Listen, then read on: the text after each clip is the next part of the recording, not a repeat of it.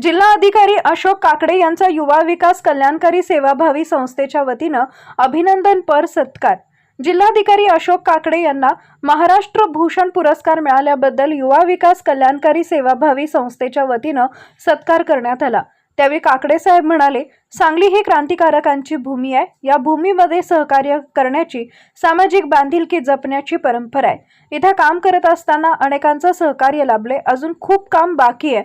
सांगली जिल्ह्यातील सर्व गड किल्ल्यांचं संवर्धन होणं गरजेचं आहे। संस्थेचे अध्यक्ष युवराज शिंदे म्हणाले, असे फार कमी लोक असतात जे उच्च पदावर असूनही जनसामान्यांमध्ये राहून वंचित, पीडित आणि गरजू लोकांसाठी, समाज हितासाठी झोकून देऊन काम करतात।